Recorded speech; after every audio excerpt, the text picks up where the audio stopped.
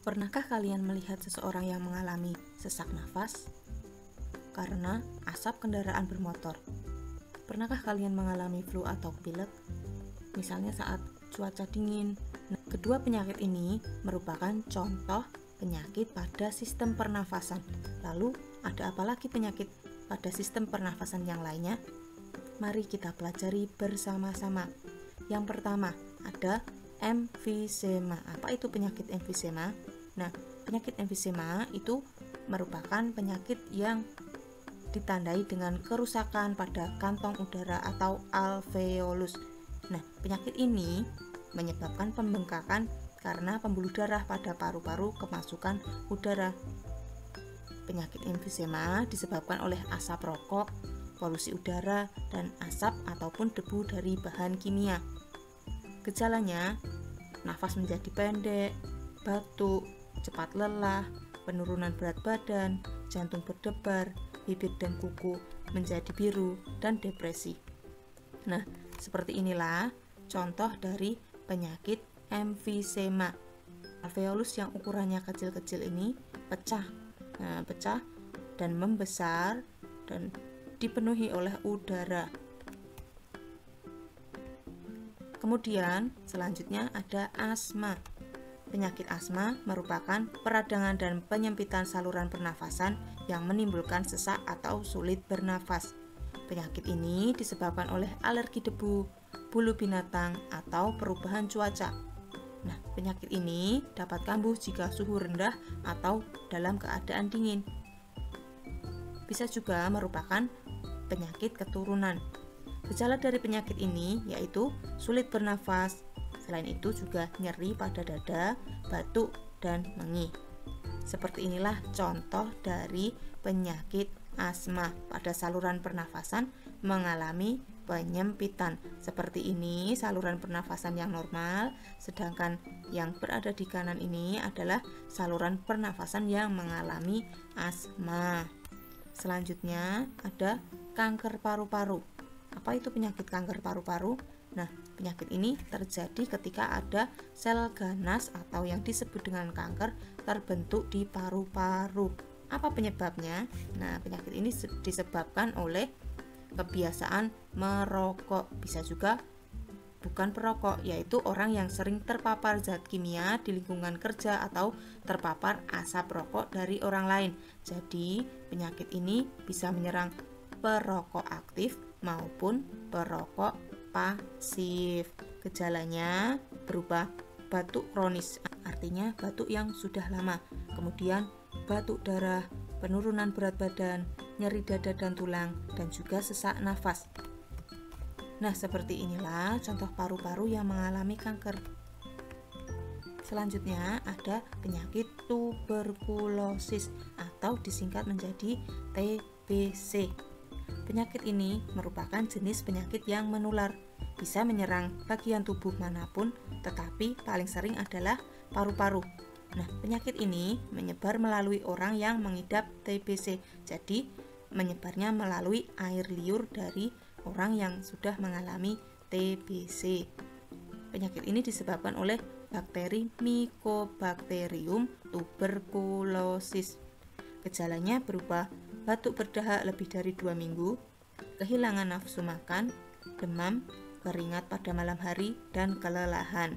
Nah, seperti inilah contoh penularan dari penyakit TBC.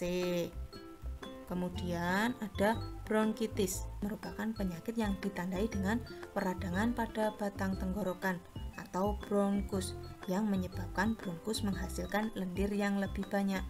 Penyakit ini disebabkan oleh infeksi. Gejala yang nampak berupa nyeri dada ketika batuk bahkan saat bernafas, kemudian demam, linglung atau penurunan kesadaran, mual dan muntah, serta diare. Nah, seperti inilah contoh pada batang tenggorokan itu dipenuhi oleh lendir. Selanjutnya ada penyakit influenza. Nah, penyakit ini adalah termasuk penyakit yang menular. Nah, seseorang dapat tertular jika tidak sengaja menghirup percikan air liur di udara saat penderita bersin ataupun batuk. menyentuh mulut ataupun hidung setelah memegang benda yang terkena percikan air liur penderita. Penyakit ini disebabkan oleh virus influenza. Kemudian gejalanya berupa demam, pilek, bersin-bersin, hidung tersumbat, dan juga sakit kepala. Selanjutnya ada pneumonia. Penyakit ini biasa juga disebut dengan paru-paru basah. Infeksi menyebabkan peradangan pada kantong udara atau alveolus. Jadi, alveolus dipenuhi cairan atau nanah sehingga penderita sulit bernafas. Pada orang dewasa, paling sering disebabkan oleh infeksi bakteri. Penyakit ini gejalanya berupa batuk, demam, sesak nafas, menggigil, dan kelelahan. Seperti inilah contoh dari penyakit pneumonia. Jadi pada alveolus dipenuhi dengan cairan atau nanah. Nah, bernafas merupakan kebutuhan setiap makhluk hidup. Oleh karena itu, sangat penting bagi kita untuk menjaga organ pernafasan. Bagaimana caranya? Yuk kita pelajari bersama-sama.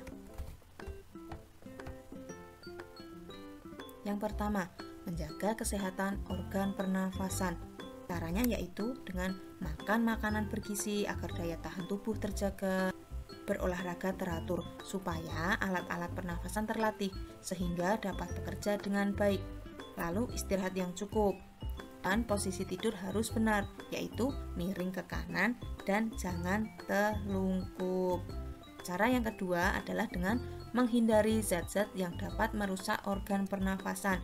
Misalnya dengan tidak merokok dan menghindari paparan asap rokok karena banyak mengandung racun. Kemudian menggunakan masker saat berada di lingkungan yang kotor.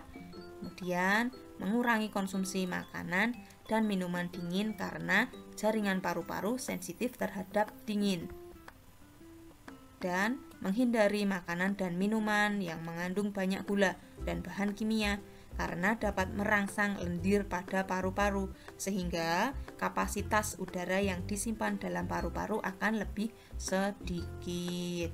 Cara yang ketiga adalah dengan merawat organ pernafasan.